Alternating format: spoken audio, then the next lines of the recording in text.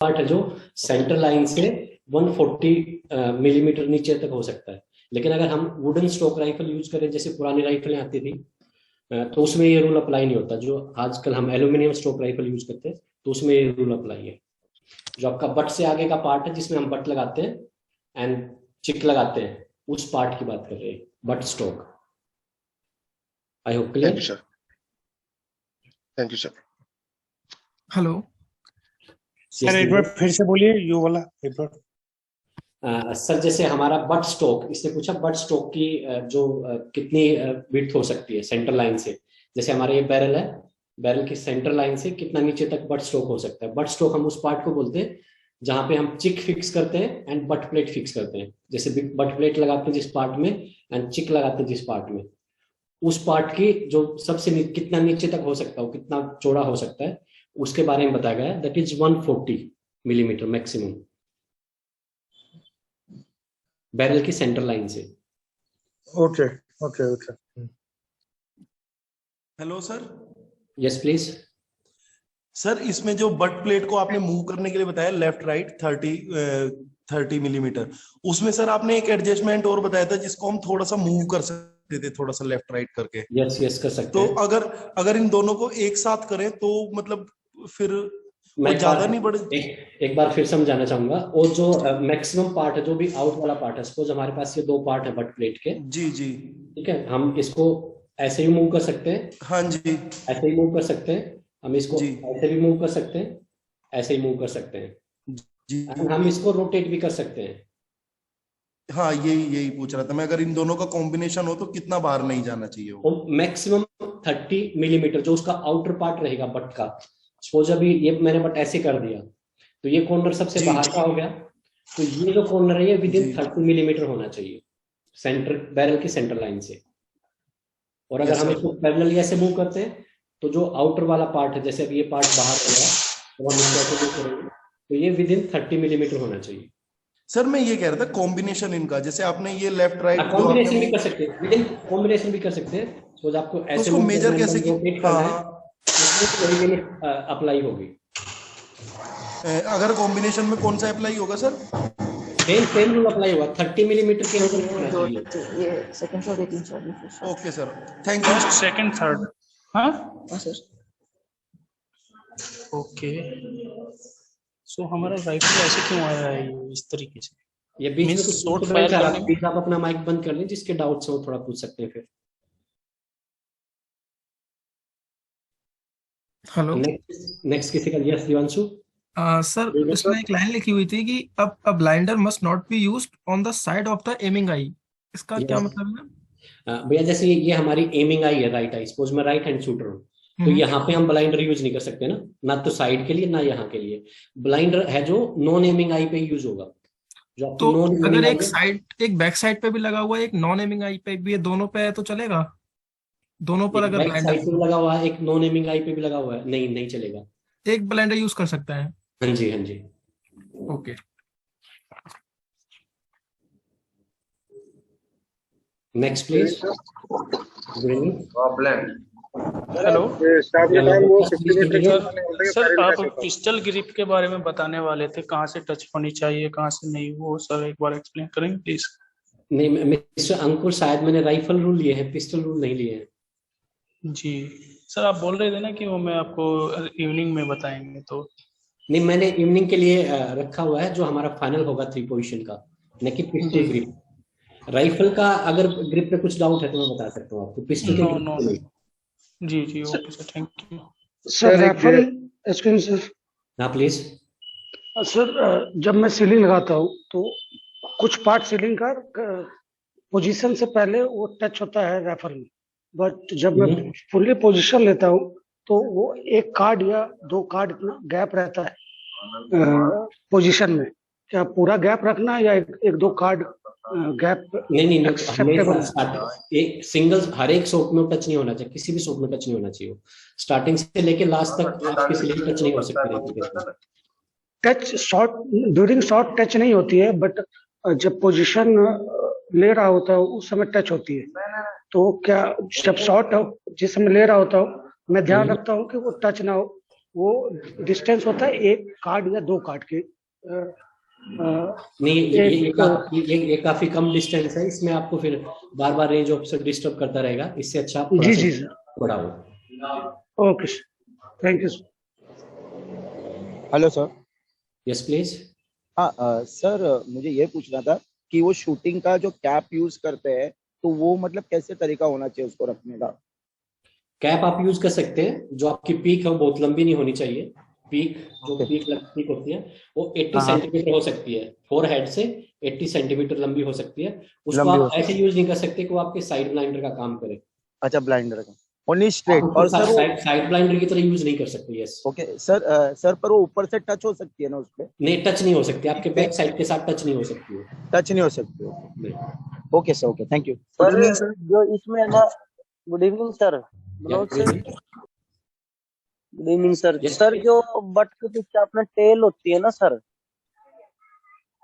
Tell होती है, और एक नीचे वाली, एक तो ऊपर वाली प्लेट होती है छोटी सी सर, एक नीचे वाली टेल होती है, उसको कितना हम वो कर सकते हैं सर, टिल्ट पीछे की तरफ?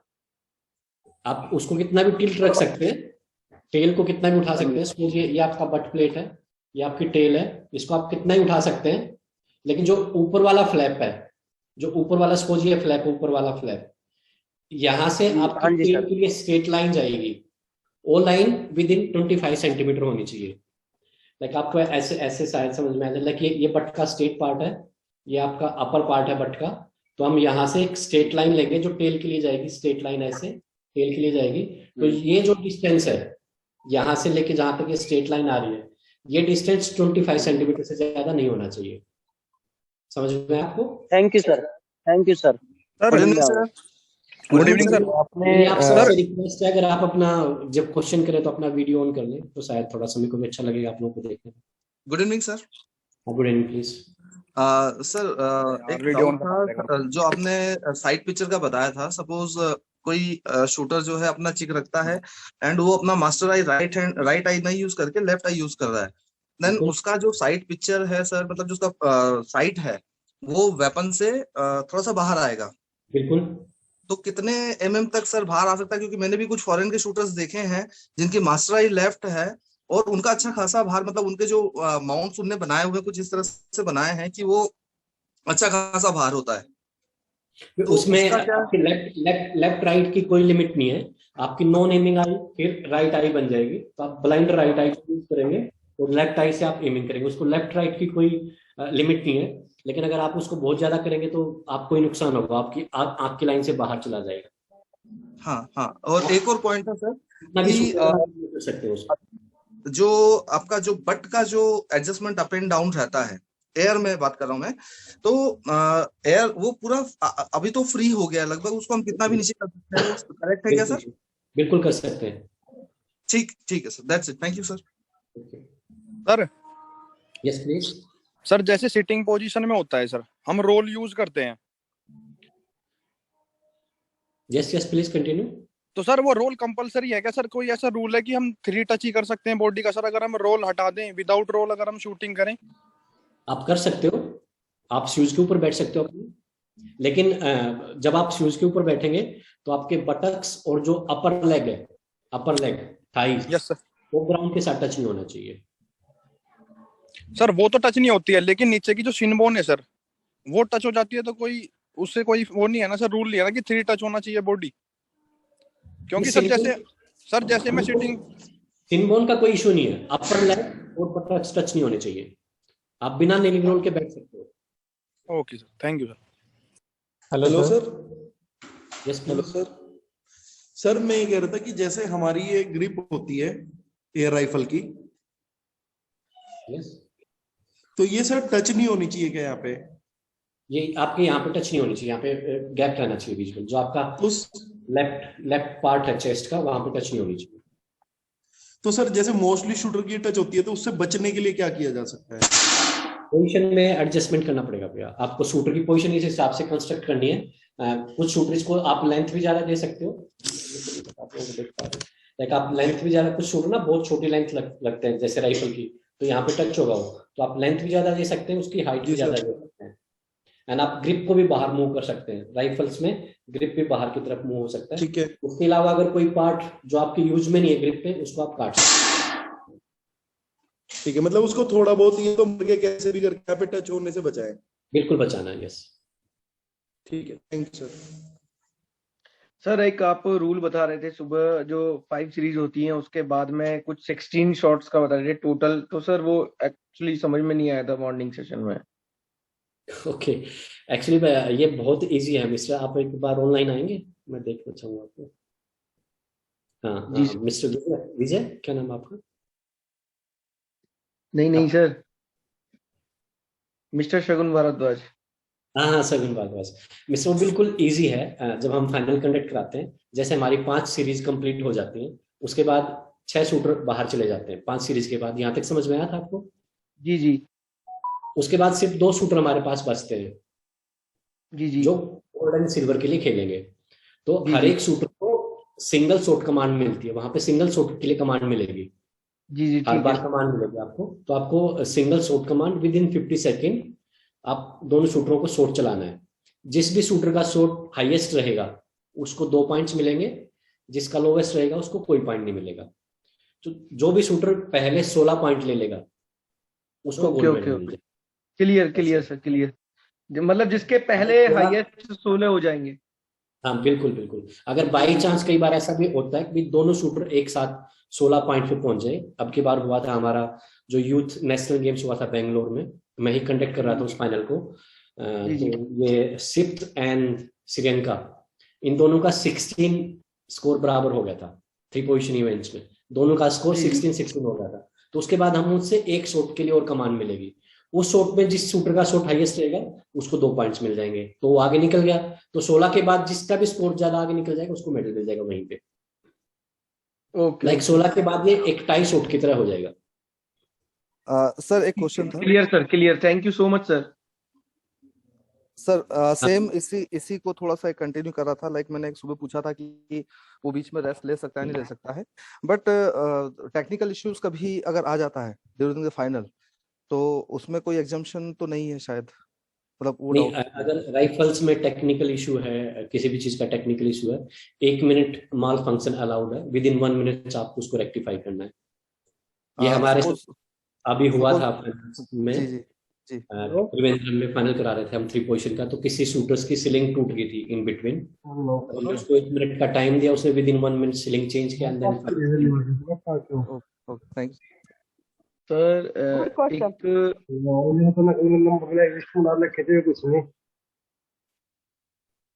यस वी आर नेक्स्ट कौन? Ankur please.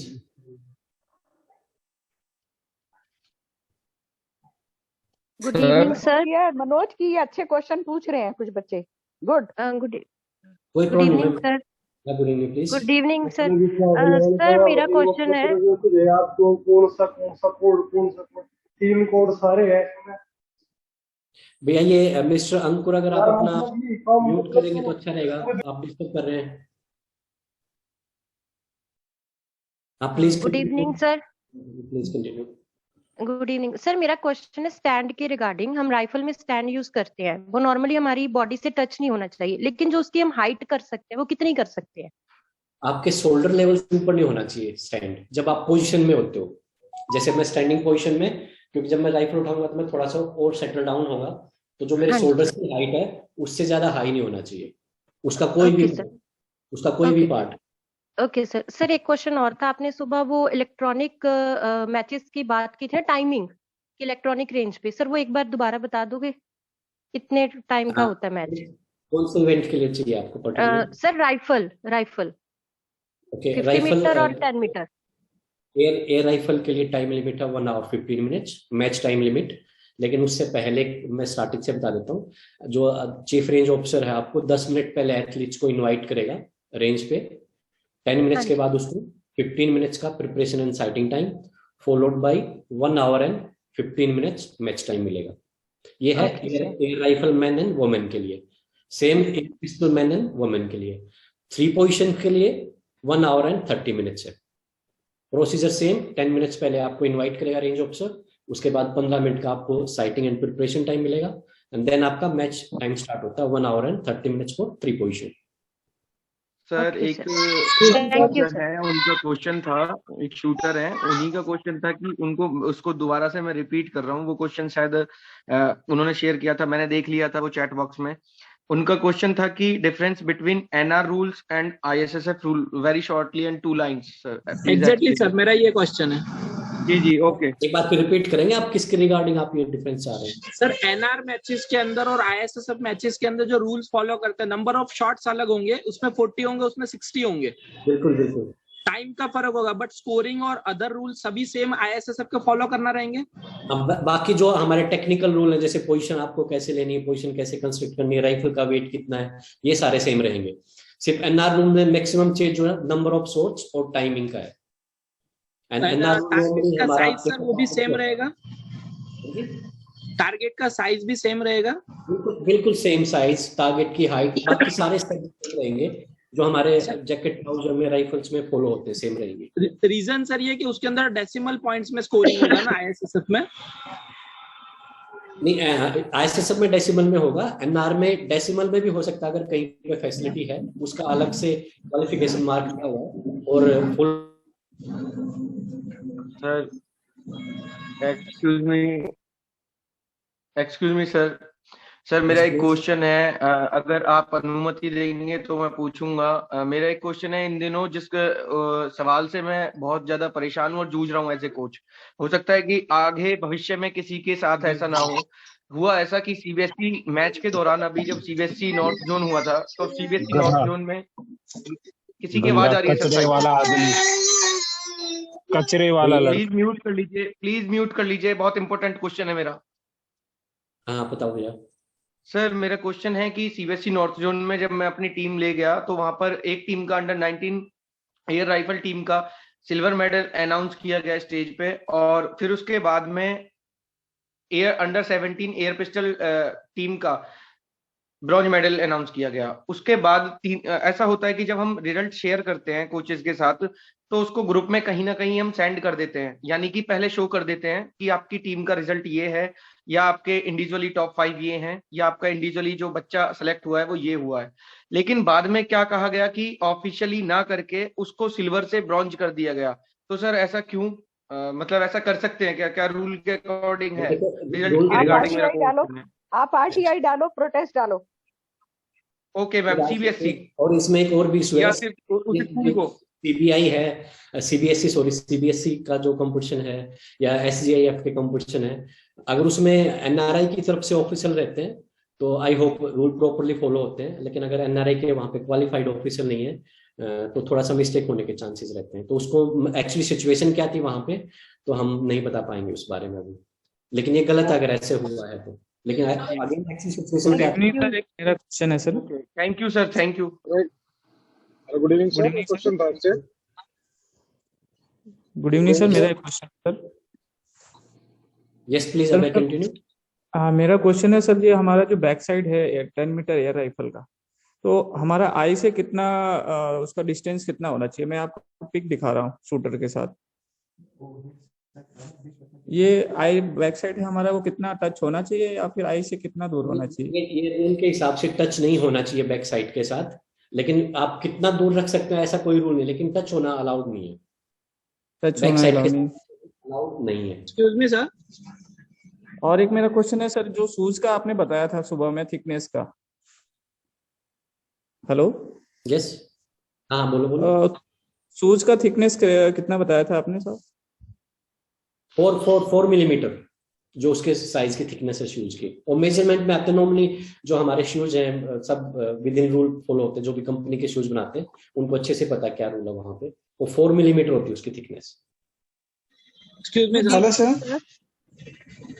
Sir mix team event जो है वो कैसे बनाई जाती है सर? उसमें 10 मीटर्स वाला यूथ, सब यूथ, जूनियर और सीनियर 4 कैटेगरी रहती है। सब यूथ का नहीं होता इसमें, शायद यूथ, जूनियर एंड सीनियर होता है। हेलो। हाँ भाई, उसमें सब यूथ नहीं होता, यूथ, जूनियर एंड सीनियर। तो सर तो टीम किस तरीके से बना सकते हैं? जूनियर वाला सीनियर के साथ बना सकता है टीम? बिल्कुल बना सकता है, आपके स्टेट के ऊपर डिपेंड करता है। अगर वो नेशनल खेलने जा रहा हो, नेशनल खेलना एलिजिबल है, नेशनल में पार्टिसिपेट करना एलिजिबल है। अगर वो यूथ है तो सीनियर के साथ भी खेल सकता है, सीनियर के साथ भी खेल सकता है। अगर शूटर अच्छा कैपेबल है, टॉप लेवल प्लेयर है और स्टेट इसके साथ टीम बनाना चाहता है, इस डिपेंड बना सकते हैं। सर एक क्वेश्चन था। Hello sir. हेलो हो सर। सकते हैं यस प्लीज। सर जो स्टेट ये टीम बनाती है किस बेस पे बनाती है, इसका कोई रूल है क्या या फिर ऐसे ही बना देते हैं कुछ भी?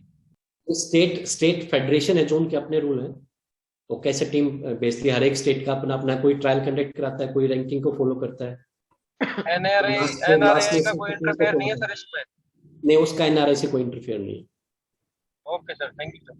Hello sir, I have a question. 3P का मैच बताया था सर, इसमें मेरे को ये पूछना था कि 3P के अंदर 50 मिनट आपने बोले फाइटिंग टाइम मिलता है स्टार्टिंग में, उसके बाद आपको वरना 30 मिनट्स मिलते हैं मैच के। तो पहले हम प्रोन करने के बाद अगर नीलिंग पे जाते हैं तो उसमें साइटिंग टाइम दोबारा मिलता है नहीं मिलता? भैया एक तो पहले हम प्रोन नहीं करते, पहले नीलिंग करते हैं फिर प्रोन में जाते हैं, और साइटिंग टाइम 1 आवर 30 मिनट्स में इंक्लूड रहता है। तो जब ये दूसरी पोजीशन पे जाएंगे तो उसमें साइटिंग टाइम नहीं मिलेगा? नहीं, उसी के अंदर इंक्लूड रहता है 1 आवर 30 मिनट्स में अंदर। तो सर एक क्वेश्चन और था आपसे सर, ये जो आपने बोला था कि गोल्ड मेडल मैच में जब 1 मिनट मिलता है कोच से बात करने के लिए, तो उसमें कोच फायरिंग पॉइंट पे जाता है या मतलब शूटर पीछे आके बात करेगा कोच से? कोच फायरिंग पॉइंट पे जाता है। इसमें शूटर भी कोच को बुला सकता है और कोच खुद भी जा सकता है, लेकिन शूटर के पास जाएगा फायरिंग पॉइंट पे। ठीक है, थैंक यू सर। ये 2 बार मिलता है वहां पे। दूसरा कोच भी अपने शूटर के पास उस टाइम का फायदा उठा सकता है। मैं एक पॉइंट क्लियर करना चाहूंगा यहीं पे, कोच 2 बार ये टाइम आउट ले सकता है। जब गोल्ड मैच स्टार्ट होने वाला होता है, जैसे ही हमारा bronze medalist and 4th place decide होता है, जब गोल्ड मेडल मैच के लिए टारगेट का सेटअप टाइम चल रहा होता है, उस टाइम पे 1 मिनट जा सकता है कोच। उसके बाद जब गोल्ड मेडल मैच स्टार्ट हो जाता है, वहां पे भी 1 मिनट का एक बार टाइम आउट ले सकता है। और जब कोई पर्टिकुलर एक कोच टाइम आउट लेता है तो दूसरा कोच भी जा सकता है। फॉर एग्जाम्पल इंडिया कोच ने टाइम आउट लिया और साथ में कोई यूएसए या जर्मनी का कोच है, तो वो भी अपने शूटर से जाके बात कर सकता है। जब वो कोच टाइम आउट लेगा तो इंडिया कोच भी जाके अपने शूटर से बात कर सकता है अगर चाहे तो। Hello sir. सर जैसे ये टाइम आउट होगा तो 1 मिनट का सर टाइम आउट सारे कंट्रीज के कोच या शूटर्स के लिए होगा एक साथ? सॉरी एक बार फिर बोलेंगे, क्या पूछा आपने? सर जैसे मैच के बीच 1 मिनट का जो टाइम आउट होगा सर, वो तो सारे कोच या फिर सारे शूटर्स के लिए एक साथ ही होगा ना सर? नहीं, उस टाइम 2 ही तो कोच 2 ही तो शूटर होंगे बस। हाँ सर, सर एक का होगा, बाकी ये टाइम आउट दोनों लोग के एक साथ ही होंगे। नहीं, मैं अगर मेरे को अपना टाइम आउट पहले लेना, कब लेना है एज ए कोच, मैं डिसाइड करूंगा अपनी टीम के लिए, दूसरी टीम के लिए दूसरा कोच डिसाइड करेगा। हाँ, अगर सर उस समय अगर चाहता है दूसरा कोच या फिर दूसरा शूटर्स, तो वो आपस में मिल सकते हैं। हम बिल्कुल बुला सकते हैं। Okay, thank you sir. Excuse me sir. Sir मेरा एक क्वेश्चन है sir. Manoj sir please, good evening. Last question है मेरा। सर ट्रिगर के अंदर वेट भी होता है क्या राइफल में? राइफल में कोई वेट लिमिट नहीं है। Sir I have one question regarding that. आपका जो सेफ्टी रूल्स हो इससे है कि जैसे इसमें कार्ड सिस्टम भी चलता है, येलो ग्रीन रेड कार्ड जो दिखाते हैं, वार्निंग जो कार्ड होता है, तो सर वो किस मतलब टेक्निकली जो वेपन में अगर कोई जैसे लग रहा है कि उसका ग्रिप टच कर रहा है या वो किसी तरह से फॉल्ट कर रहा है, तो वो उस कंडीशन में कार्ड मतलब जो रेंज अफसर है, टेक्निकल अफसर है, वो किस कंडीशन में कार्ड दिखाते हैं? एक्चुअली ये अभी तक वही जैसे जनरली मालूम नहीं फॉर एग्जांपल मैं बता देता हूँ, जब रूल का वायलेशन होता है वहीं पे कार्ड दिखाया जाता है। येलो कार्ड लाइक वार्निंग होता है, green card actually second warning है, वहां पे 2 पॉइंट डिडक्शन होते हैं, and then red card is like disqualification. और कभी कभी अगर हमें लगता है कि शूटर ने बहुत ही बड़ी गलती की है जो सेफ्टी के रूल को ब्रेक करता है, तो वहां पे डायरेक्ट रेड कार्ड भी दिखाया जा सकता है। जब भी रूल ब्रेक होगा वहां पे कार्ड दिखा सकते हैं। एंड सर लाइक अभी तक मैंने जब से शूटिंग में देख रहा हूँ, बहुत कम मुझे ऐसा देखने मिला है, या शायद हम पूरा टाइम रेंज पे नहीं होते हैं, बट अगर जैसे किस सेफ्टी के अगेंस्ट में अगर कुछ ज्यादा कार्रवाई होती तभी ये शायद लगता है कार्ड दिखाए जाते होंगे। टेक्निकली नहीं, फाइनल्स के टाइम पे हमें काफी स्ट्रिक्ट रहना पड़ता है, क्योंकि फाइनल टेलीकास्ट आता है, उसकी रिकॉर्डिंग होती है, तो वहां पे गलती ना हो और शूटर भी गलती ना करे, कोई शूटर एडवांटेज ना ले, तो वहां पे भी दिखाए जाते हैं। और ये कई बार इंटरनेशनल लेवल पे भी हुआ, हमारे शूटरों के साथ भी हुआ है, हमें भी वार्निंग मिली, हमारे शूटर को भी वार्निंग मिली है। और इस बार मैं एक फाइनल करा रहा था जूनियर्स 3 पोजीशन का, तो वहां पे भी वार्निंग दी गई शूटरों को, एंड इवन उसके तो 2 पॉइंट डिडक्शन भी हुए हैं अनफॉर्चुनेटली, और लेकिन हमें फॉलो करना पड़ता है। लेकिन वहां पे उसके 2 पॉइंट डिडक्शन भी हुए, लेकिन खुशी की बात ये फिर भी वही लड़का गोल्ड मेडल लेके गया। एंड तो डिडक्शन, जो डिडक्शन रहता है sir at a time, sorry कुछ मतलब सर उसके कुछ पर्टिकुलर रीजंस बता सकते हैं कि किस रीजन की वजह से? कमांड से पहले ही लोड कर रहा था। Okay okay. तो पहली बार हमने वर्बल वार्निंग दी जाती है, दूसरी बार जाके उसको समझाया, येलो कार्ड के साथ वार्निंग दिया, एंड देन थर्ड टाइम भी उसने वैसे ही किया, तो फिर उसको ग्रीन कार्ड दिखा जिसमें उसके 2 पॉइंट डिडक्ट हुए। सर एक Hello sir, I have one doubt. 300 metre standard rifle में 3 पोजीशन में आपने Hello, yes please. sir, I have one doubt. Yes. Sir, can you explain about the jacket measurement, button measurement, sir? In the theory, in the PPT, what you shared, it's mentioned as in 70 mm from the button. Is it from the button hole or corner of the button or corner of the kit? That one I need to have small clarity. And second thing, 70 mm means like your button, आप कितना और tight कर सकते हैं jackets को। Like for example आप अगर देख पा रहे हैं, फॉर एग्जांपल अगर मेरा बटन यहाँ पे है और ये मेरा दूसरा ओवरलैप है, ये यहाँ तक आ गई जैकेट, एक पर्टिकुलर वेट दूंगा मैं जैकेट पे एक इंस्ट्रूमेंट के साथ 6 kg, तो ये जैकेट 70 मिलीमीटर और टाइट हो जानी चाहिए। यू नो, लाइक यहाँ पे मेरा बटन है, यहाँ पे मेरा बटन है, लेकिन यहाँ से 70 मिलीमीटर और टाइट हो जानी चाहिए। तो बेसिकली ये बटन ये कॉर्नर से लेता है क्या? ये कॉर्नर से लेता है और ये बटन कॉर्नर से, यस यस, कॉर्नर से, कॉर्नर से। And one more thing, sir, about the visor when you put it, that not supposed to touch to the sides at all. Yeah, no supposed to touch the side at all. And about the grip, sir, grip when we touch for this one, no supposed to touch to the left side of the body, Okay. like left shoulder. it's like how many one paper going like gap is there means also that is enough, right? Yeah, like वहाँ पे अच्छे से gap दिखना चाहिए। Yes, Thank you, good. thank you. Through the paper you can see that also. Good question. Sir 300 metre standard rifle के अंदर minimum trigger पुल 1500 grams है, वो किस तरीके से सर? आप पिस्टल की बात कर रहे हैं? नहीं sir, 300 metre standard rifle 3P, हाँ, उसमें ट्रिगर पुल सर 1500 ग्राम्स बता रहे हैं। हाँ, तो वो सर कैसे होगा? क्योंकि आपको पता है सर राइफल के अंदर ट्रिगर वेट नहीं होता जिस तरीके से। 300 स्टैंडर्ड राइफल के लिए ट्रिगर वेट होता है, 300 मीटर स्टैंडर्ड राइफल, उसके अलावा किसी भी राइफल में नहीं। हाँ जी, सिर्फ स्टैंडर्ड राइफल में 300 मीटर स्टैंडर्ड राइफल में ट्रिगर वेट होता है, that is 50 gram. Good evening sir, Abhishek बात कर रहा हूँ दिल्ली से। यस सर, मेरा एक क्वेश्चन था सर, जो बॉडी पे प्लास्टर लगा लेते हैं उसका सर मतलब रूल्स पे क्या इफेक्ट है सर? बॉडी पे प्लास्टर लगाना तो अलाउड है नहीं ना, आप टेपिंग प्लास्टर ऐसा कुछ कर नहीं सकते ना, अकॉर्डिंग टू रूल नहीं है। आप उसके एडवांटेज ले रहे, कोई शूटर पर्टिकुलर एडवांटेज ले सकता है अपनी बॉडी मूवमेंट को रिस्ट्रिक्ट करने के लिए। जी। और सर आपने जैसे अभी मेजरमेंट का टॉपिक बताया सर, ये मतलब जैकेट बटन का, सर अभी नॉर्थ जोन में मेरा एक शूटर था सर, उसके बटन जहाँ पे लगे हुए थे वहां से सर प्रॉपर मेजरमेंट हो रही थी, बट फिर भी उसके बटन शिफ्ट करवा दिए गए सर। एंड सर मैंने वही सेम जाके मैंने नेशनल में चेक कराया, कपापी से भी, और सर जो इक्विपमेंट कंट्रोल कर रही थे NRI में उनसे भी, सर वहां पे भी सेम आ रहा है, जबकि शूटर ने सर वेट गेन करने की जगह वेट लूज किया था।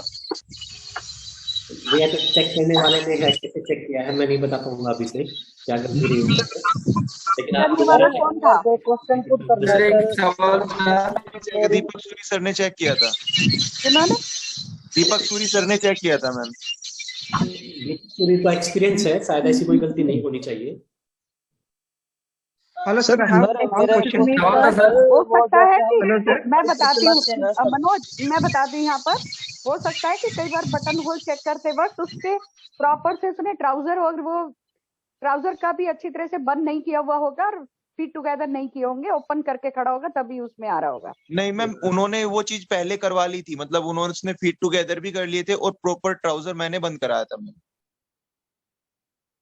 मैंने इसके रिगार्डिंग मैंने नेशनल में भी मैंने कपापी स्टॉल पे भी गया था, मैं वहां पे भी मैंने उनसे बात की, उन्हें भी मैंने प्रॉपर चीजें दिखाई तो उन्होंने कहा कि ये फेल ही नहीं हो सकता। फिर मैंने बाद में नहीं नहीं, कई बारी सुनो कई बारी वेदर कंडीशन भी होती है, कई बारी जो किट होती है वो स्टिफनेस, उसकी जो थिकनेस होती है वो भी वेरिएशन करती है due to the weather condition also.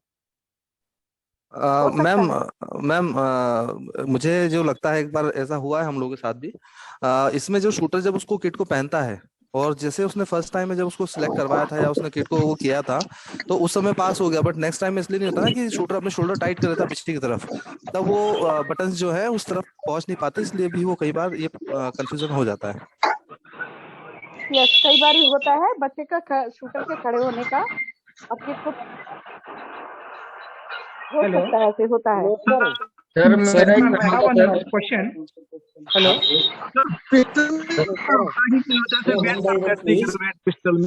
बार में एक क्वेश्चन पूछो, बाकी सब म्यूट करो अपने माइक। सर मैं ट्रिगर वेट के बारे में पूछना चाह रहा था। सर ट्रिगर वेट के बारे में पूछना चाह रहा था।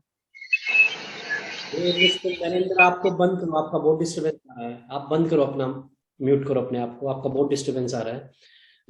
यस मिस्टर नीलेश सर एक सवाल था सर, जो माल फंक्शन के बारे में फाइनल्स के लिए बोला गया सर, क्या मैच के दौरान भी माल फंक्शन के लिए कुछ रूल्स है सर, तो थोड़ा सा एक्सप्लेन करिए सर। अगर मैच के टाइम पे भी आपके राइफल माल फंक्शन हो जाते तो आप राइफल चेंज कर सकते हैं, इक्विपमेंट चेंज कर सकते हैं जूरी की परमिशन से, लेकिन वहां पे आपको एक्स्ट्रा टाइम नहीं मिलेगा, मैच का टाइम वही रहेगा। Okay, thank you sir. मेरे को भी क्वेश्चन रिगार्डिंग रेंज। हेलो, हाँ भैया, कौन बोल रहे, बोलो। शरणेंद्र सर। हाँ बोलो sir, I have a question for the 10-meter range. I need three things clarification, sir. One is, what is the identical height of the table, shooter table? And the second thing, the ceiling height of the range. And third thing, the target height, sir. Can you please give us the measurements? Yes. जो table Heights है normally 75 to 85 centimetre. Target की height है वो with in rule है like 140 centimetre plus minus 5, जो जहां पे shooter खड़ा होता है वहां से। एंड जो सीलिंग की हाइट है ये रूल के अंदर नहीं है, लेकिन एक डिसेंट हाइट होनी चाहिए वहां पे, रूल में इसके बारे में नहीं लिखा गया कि आपकी सीलिंग की हाइट कितनी होनी चाहिए। सर मेरा क्वेश्चन है, एक बार रिपीट कर दीजिए प्लीज। हेलो सर मेरा टेबल की हाइट रिपीट करना। 75 to 85 दो टारगेट के बीच में कितना डिस्टेंस होना चाहिए? Hello sir, 1 metre, 1 metre minimum. एक बार हाइट का रिपीट कर दीजिए प्लीज। कौन सी हाइट है? टारगेट की height 140 centimetre plus minus 5, table की हाइट 75 to 85 सेंटीमीटर।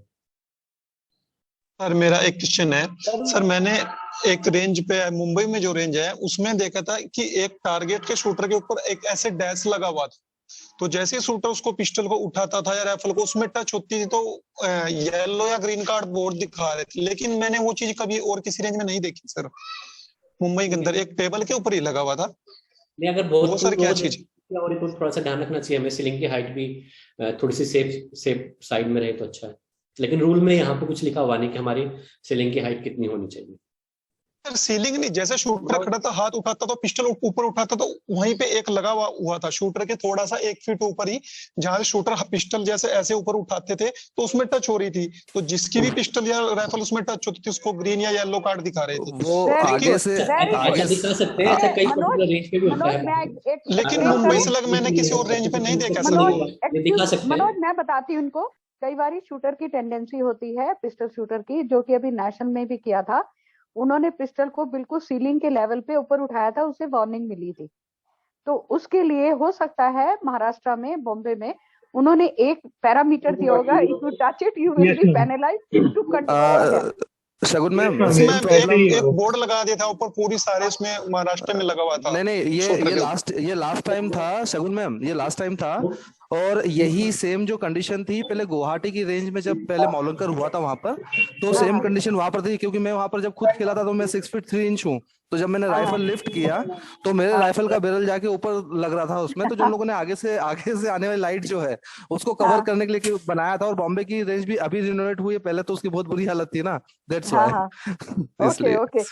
लेकिन हमने कई बार क्या होता है, पिस्टल शूटर जो है वो जब लिफ्ट अप करते हैं ना अपना राइट आर्म उठाने के लिए, वो एकदम ऊपर लिफ्ट अप कर देते हैं सीलिंग की तरफ, विच इज नॉट अलाउएबल। वो उसे वार्निंग मिल जाती है कि ऊपर कहीं वो ना करो, एक लेवल तक। इसीलिए शायद उन्होंने उसको कंट्रोल करने या लाइट कंट्रोल करने के लिए वो किया होगा, तो वार्निंग दे रहे होंगे। रूल नहीं है, रूल में नहीं है। सर एक क्वेश्चन था। Kavya please continue. काव्या। हाँ सर, मेरा एक क्वेश्चन था, जैसे हम राइफल स्टैंड पे रखते हैं तो हमारे पीछे भी किसी शूटर ने स्टैंड पे रखी होती है, उसकी थोड़ी ज्यादा टिल्ट होती है हमारी तरफ या कुछ, तो हमें प्रॉब्लम होती है। हम एक बार रेंज ऑफिसर को बोल देते हैं कि डिस्टर्ब या कुछ, तो उनको पहले वार्निंग मिल जाती है। पर सर मतलब उसके बाद भी अगर वो बार बार डिस्टर्ब करती है तो मतलब अभी तक तो मैंने कभी देखा नहीं कि उसके अगेंस्ट स्ट्रिक्ट एक्शन, मतलब तो कुछ हो सकता है अगर मतलब वार्निंग होने के बाद भी डिस्टर्ब हो रहा है तो? अगर उसकी राइफल सेफ डायरेक्शन में नहीं है और वो क्लियरली वहां पे पता चल रहा है, बार बार बताने के बाद भी रूल ब्रेक कर रहा है, तो डेफिनेटली डिस्क्वालिफिकेशन भी हो सकता है। ओके सर, तो थैंक इसको ये भी बता दो कि इनका एक एरिया मार्क किया होता है, उस एरिया के अंदर ही आपको रहना पड़ता है और आपके इक्विपमेंट भी उसी एरिया के अंदर रहने पड़ते हैं जो मार्क नहीं किया मैम, जाता है। जैसे नेशनल्स वगैरह में तो ऐसा प्रॉब्लम नहीं आती, पर कहीं स्टेट लेवल वगैरह में होता है कि लेन बहुत क्लोज होती हैं। या देहरादून शायद हम गए थे नॉर्थ जोन के लिए, एक बार वहां था, और एक दो बार स्टेट्स में भी ज्यादातर होता है ऐसे कि बहुत क्लोज होती हैं। तो उसमें मतलब आम तौर पे ही आगे वाले राइफल मतलब शूटर पिस्टल वाले तो फिर भी एडजस्ट कर लेते हैं मैम, राइफल शूटर्स को प्रॉब्लम आती है उसमें। तो उस केस में right may be they have a left face on नहीं दैट, बनी है तो वहां पे ऑर्गेनाइजर को ये देखना चाहिए। सगुन मैम 1 मिनट प्लीज। काव्या जी, जहाँ पे रेंज अगर स्पेसिफिकेशन से या ISSF स्टैंडर्ड से नहीं बनी है तो वहां पे हम उसको वार्निंग या डिस्क्वालिफिकेशन नहीं दे सकते। वहां पे हम समझा सकते हैं शूटरों को, थोड़ा सा एक दूसरे के साथ मैनेज करके आगे बढ़े। ओके सर, मतलब उस केस में कोई स्ट्रिक्ट एक्शन नहीं ले सकते? नहीं, क्योंकि आपकी range as per standard. Sir इसमें good evening sir, Robin Sharma बोल रहा हूँ सर, पिस्टल शूटर। मेरे 2-3 सवाल हैं सर। एक तो ये स्पिरिट लेवल क्या होता है सर? स्पिट लेवल होता है, हम एक्चुअल स्पिट लेवल एक तो ये राइफल पे यूज नहीं करते। स्पिट लेवल होता है बैरल 4 साइड, जो हमारे राइफल के ऊपर टनल होती है 4 साइड, उसके साथ लगाते हैं। तो जैसे स्पिट लेवल आपने देखा होगा घरों में कंस्ट्रक्ट करते हैं तो उनके पास भी होता है। तो आपके राइफल्स का लेवल चेक करने के लिए राइफल कितनी कैंटेड है, कितनी स्ट्रेट है, कभी कैंट हो रही है, कभी इस तरफ कैंट हो रही है, कभी स्ट्रेट रह रही है, वो चेंज ना हो, तो जो नॉर्मली एक्सपर्ट शूटर होते हैं वो स्पिट लेवल को यूज करते हैं। ये सिर्फ नेक्स्ट क्वेश्चन ये है कि जब जो प्रिपरेशन और साइटिंग टाइम हमें मिलता है वो खत्म होते ही हमारा मैच का टाइम शुरू हो जाता है या उसके बीच में कोई गैप होता है, उसके बाद मैच स्टार्ट होने की कॉशन दिया जाता है? 30 सेकंड का गैप होता है जिसमें टारगेट को सेट करते हैं साइट 30 सेकंड का। उसके बाद कोई कमांड नहीं होती सर? उसके बाद कोई कमांड होती है उसके बाद, जैसे आपका preparation and sighting time and stop, उसके बाद आपका टारगेट सेट हो जाएगा मैच के लिए, फिर आपको कमांड मिलेगी मैच फायरिंग टाइम या match start. Sir last question है मेरा कि जो लेंथ ऑफ बैरल है सर 850 mm जो बताया था, वो इंक्लूडिंग बैरल एक्सटेंशन है या सिर्फ barrel? Including barrel extension for air rifle. Okay sir, thank you sir. Air rifle के लिए सर। सर मेरा एक क्वेश्चन है सर, प्लीज एक लास्ट क्वेश्चन है मेरा। Sir yes Abhay please continue. Sir मेरा एक मैंने साथ दिखा रहा हूँ, आप सुबह में आप बताए थे कि बट में कोई भी वेट अगर हम डालते हैं वो टेपिंग नहीं कर सकते। ये जो आपने किया हुआ ये अलाउड नहीं है। ये मैंने जो एक्स्ट्रा लगाया ये नट बोल्ट के हिसाब से, और एक बट के बीच में मैंने ये वेट डाला है। ये लगा सकते हैं जो आपने बट के बीच में लगाया है, इट्स ओके। लेकिन जो आपने ये अलग से लगाया है टेप के साथ, कुछ नट बोल्ट के साथ, और बीच में आपने टेप भी डाला हुआ है, तो इसके ऊपर ऑब्जेक्शन हो सकता है आपके। ओके सर, ये काफी मेरे को कंफ्यूजन हो रहा था, मैंने सुबह आपका क्लास में मैंने सुना था तो मेरे को बट प्लेट के बीच में लगाया है वो बिल्कुल ओके, उसमें कोई इशू नहीं है। लेकिन जो दूसरा लगाया है ये सर जो वेट है, मैंने जो एमिनेशन को गला करके मैंने वेट बनाया, ऐसा तो नहीं है कोई फिक्स लोहे का ही वेट हो या फिर कोई भी चलेगा वेट? ऐसा कुछ नहीं, ऐसा बनाते हैं, कोई प्रॉब्लम नहीं है। अच्छा बहुत अच्छा काम सर मेरा एक क्वेश्चन है सर बट प्लेट को लेके, बिल्कुल लास्ट क्वेश्चन सर। सर जैसे इसमें फाइनल वो की है राइफल को हम अप डाउन पीछे से बट प्लेट को कर सकते हैं, लेकिन उसमें राइट और लेफ्ट भी कर सकते हैं, तो उसका सर कितना एंगल होता है राइट और लेफ्ट घुमाने का? सेम भैया, जो आपका आउटर कॉर्नर है, जब आप उसको लेफ्ट राइट घुमाओगे तो जो बट के नीचे वाली चीज है वो 30 मिलीमीटर से बाहर नहीं होनी चाहिए बैरल के सेंटर लाइन से। कोई भी पार्ट 30 मिलीमीटर से बाहर नहीं होना चाहिए। सर दो good evening, good evening sir. Please यहाँ पे कुछ लोग काफी देर से वेट कर रहे हैं। मिस्टर विशाल, गुड इवनिंग सर। क्वेश्चन करें please. Mister Vishal, good evening sir. Okay Pradeep, continue. Yes, हाँ गुड इवनिंग सर। मेरा एक क्वेश्चन था सर कि जो बट प्लेट को हम एक्सटेंड कर रहे हैं ना थोड़ा सा नीचे की तरफ, और उसको एक्सटेंड करने के बाद आगे से बैरल डाउन चला जाता है, डाउन जाने के बाद जब उसको पामरेस्ट को थोड़ा सा लिटल सा एक्सटेंड कर रहे हैं ना, तो फिर साइड रियर साइड और रियर साइड में थोड़ा सा प्रॉब्लम आ रहा है सर चेक करने के लिए। भैया प्रदीप, ये रूल के रिगार्डिंग क्वेश्चन नहीं है, ये सेटिंग के रिगार्डिंग है। ओके और ठीक है, ये बड़ा मुश्किल है मेरे को यहाँ पे क्लियर करना। ओके ओके, तो thank you sir, thank you. बीच में डिफरेंस और दो शूटर के बीच में thank you difference sir. Good evening sir, Vijay बात कर रहा हूँ। Please one by one please. Sir please one question. Sir Vijay बात कर रहा हूँ sir. Yes Vijay, continue. Sir मेरा सर जो हम सेफ्टी के रिगार्डिंग सर क्वेश्चन है, जो हम पहले डिस्कस कर रहे थे कि जिस तरह सर मैं शूट कर रहा हूँ, मेरे को लग रहा है कि मेरे पीछे वाला शूटर या मेरे आगे वाला शूटर कुछ सेफ्टी में या अगले की तरफ बैरल कर रहा है, राइफल में हम कर रहे हैं। तो सर क्या मैं प्रोटेस्ट करके रेंज ऑफिसर की नॉलेज में नहीं आया, वो मेरा कंसिडर पॉइंट किया जा सकता है सर? तो किसी भी शूटर का पॉइंट बिल्कुल नहीं, ये हमारी सबकी जिम्मेवारी। मैंने सुबह बताया था, अगर हमें कुछ ऐसा एक्शन लगता है रेंज पे हो रहा है जो डेंजरस है और रेंज ऑफिसर्स की नॉलेज में नहीं आ रहा है, तो हम सबकी जिम्मेवारी है कि भी हम इस बात को रेंज ऑफिसर तक पहुंचाएं। Thank you sir. Hello. Sir Sir, one last more question please sir. regarding. Hello. Hello. Sir, can you hear me? Yeah, I can hear you. Please continue. Sir, when the shooter is playing the finals or the match, okay, without releasing the air, can he do the dry holding? Yeah, he can do dry triggering, but releasing of the gas or propellant is not allowed. Like And trigger also, electronic breach of trigger, as you the- the tuck sound will come, that is also allowed, no sir? That's also allowed. Yeah, thank you sir. Sir नमस्कार। Mr. Mohammed, please. Mr. Mohammed, please. Sir नमस्कार। 1 minute, Mr. Raji. जय हिंद sir. Please continue. Yes. Sir prone position में right elbow का angle कितना हो सकता है सर? राइट एल्बो के एंगल के बारे में बात नहीं किया गया, लेकिन आपकी जो राइट एल्बो है जी सर, ग्राउंड से नहीं रहनी चाहिए, ये ग्राउंड के साथ। तो सर जब हम इसमें ग्रिप में जब अपन हाथ लेकर के जाते हैं सर, तो उस टाइम पे जैकेट क्या टच हो सकता है वेपन से सर? नहीं, जैकेट भी टच नहीं हो सकता ग्राउंड के साथ। जी सर, नहीं ग्राउंड के साथ नहीं सर, वेपन के साथ, क्योंकि ग्रिप जा रही है सर ऐसी, हाथ जैसे ग्रिप में हम लेकर के जा रहे हैं ऐसा जा रहा है हाथ सर। तो उस टाइम पे जो बट प्लेट और ग्रिप के बीच का एरिया है सर, उसमें क्या जैकेट थोड़ा बहुत टच हो सकता है या नहीं हो सकता सर? वहां का कोई रूल नहीं है, लेकिन वो आपको ही डिस्टर्ब करेगा अगर वहां पे टच हो रहा है, तो आपको कोई एडवांटेज।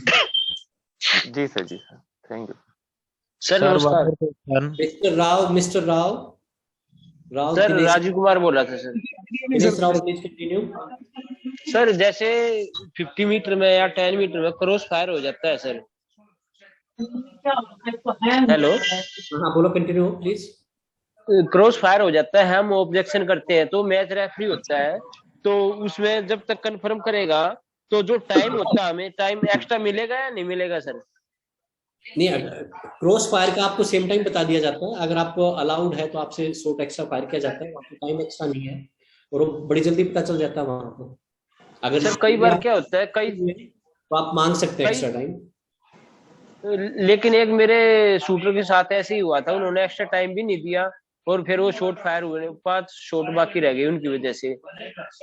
नहीं, आप उन्होंने बहुत ज्यादा टाइम लिया होगा, अगर बहुत ज्यादा टाइम लेते हैं डिसीजन लेने में तो उन्होंने सर 15 मिनट लगा दी सर केरला के अंदर। टाइम देना चाहिए। उसके लिए सर हम कहाँ पर जाएं फिर, अगर वो नहीं देते हैं तो? आप दूरी ऑफ अपील को डाल सकते हैं। Okay sir. Thank you sir. Good evening sir. Hello sir Dinesh बोल रहा था। हाँ दिनेश प्लीज। सर जैसे पिस्टल को हम ट्रिगर वेट कराते हैं तो वो कितना ऊपर उठना चाहिए, कोई इसका रूल है क्या कि 1 इंच 2 इंच? ग्राउंड से क्लियरली विजिबल होना चाहिए, ग्राउंड से क्लियरली विजिबल होना चाहिए। मतलब नीचे से कहते हैं कि पेज निकल जाना चाहिए या आधा इंच हो? पेपर निकल जाए तो ठीक है। हाँ नहीं, ये सुना नहीं, था। अगर हम ट्रिगर वेट लगाते हैं तो नीचे पेपर नहीं लगा सकते, तो पेपर की कंडीशन नहीं है, वो विजिबली दिख जाना चाहिए कि आपका ग्राउंड से उठ गया है। हाँ लेकिन आपकी बार नॉर्थ जोन में सर वो माने नहीं ऐसे, उन्होंने 2 बार किया और माने नहीं। भैया वो पेपर नहीं डाल सकते आप ट्रिगर वेट पे लिखते ना ऐसे। नहीं सर पेपर अगर नहीं डाला था, 1 इंच उठ गया था। मैं किसी को बोलूंगा नीचे पेपर डालो तब तक तो टूट ही जाएगा। नहीं सर वो तो ठीक है, मैं समझ गया, मतलब कि 1 इंच भी उठ गई थी, 2 इंच उठ रही थी वो, लेकिन वो कहते हैं हम करेंगे, हमने जो कर दिया सो कर दिया। उन्होंने 2 बार किया, मैंने कहा कि पर मैं करके दिखा देता हूँ, और मैंने उसको 3 इंच उठाया। नहीं लेकिन वो नहीं माने, कहते नहीं हमने कर दिया सो कर दिया। नॉर्थ जोन से रेंज ऑफिसर या चीफ रेंज ऑफिसर या वहां पे जो जूरी है वो उन्हीं की जिम्मेवारी है, वही उठाएं, उन्हीं के उठाने से। और उनके 3 अटेम्प्ट होते हैं, अगर 3 अटेम्प्ट में नहीं उठता है तो डिस्क्वालिफिकेशन है। ध्यान रखना, क्वेश्चन भी आ सकते हैं ये सारे। लेकिन सर वो अगर जैसे गलत किया तो क्या होता फिर? क्या चीज? अगर वो गलत कर रहे हैं? हाँ मेरे केस में मैंने उठाया, मैंने कहा था मैं उठा के दिखाता हूँ। वहां एक मैडम थी, एक लड़का मैंने बुलाया, मैंने पिस्टल नहीं उठाया 1 घंटा, वहां से मैंने करके दिखाया, 2-3 इंच उठाया मैंने। वो कहता हमने कर दिया सो कर दिया, आप जाओ आप कर लो। देखिए मैं तो ज्यादा इस पे टिप्पणी नहीं करूंगा, वहां पे क्या सिचुएशन थी, आपने कैसे उठाया, उन्होंने कैसे उठाया। पिस्टल का एंगल चेंज होते ही ना ट्रिगर फ्री भी अपने आप हो जाता है। जिम्मेवारी रहती है, ऐसा कोशिश करें मार्जिन पे रखो ही ना, नुकसान ना हो। जी ठीक है sir, thank you sir. 1 question. Hello sir. Hello sir. Sir sir मेरा नाम विजय है। पूछिए। जी सर मेरा नाम विजय है। मैं ये पूछ रहा था सर, जैसे हमारी बैक साइड और फोर साइड होती है 10 मीटर एयर राइफल की, तो उसकी हाइट अगर कम और ज्यादा हो, मतलब बैक साइड की हाइट थोड़ी सी ज्यादा है और फ्रंट साइड की हाइट थोड़ी सी कम है, तो कोई फर्क पड़ता है उससे? भैया जब तक आपकी जीरोजिंग हो पा रही है कोई फर्क नहीं पड़ता, लेकिन अगर वो ज्यादा गैप है तो आपकी जीरोजिंग नहीं होगी, क्योंकि आपके बैरल की डायरेक्शन अलग रहेगी, और जब तक बैरल टारगेट की लाइन में नहीं आएगा तो टारगेट पे गोलियां नहीं आएंगी। रूल के हिसाब से वहां पे नहीं आप कर सकते हो।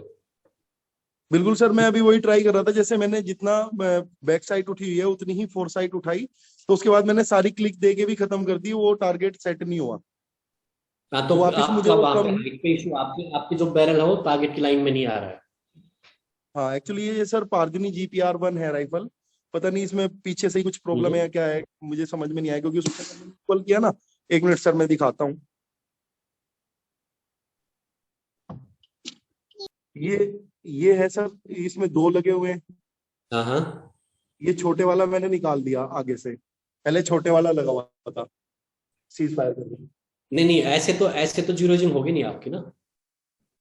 ये सर बैक फ्रंट साइड पे सिंगल 1 लगाया है मैंने।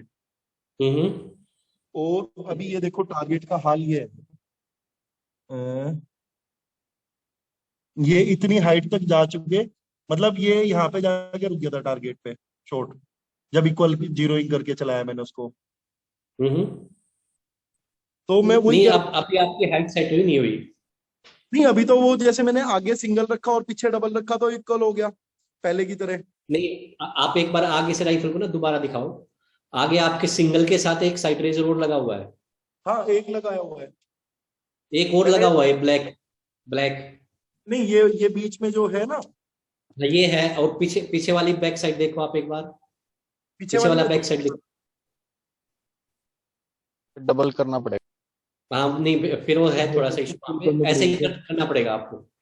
एक्चुअली ये सर पार्जनी GPR-1 है, पहली यूज की हमने, तो मैंने तो पहले और किसी के पास देखी भी नहीं थी, ये बच्चे ने ही खरीदी थी अपनी।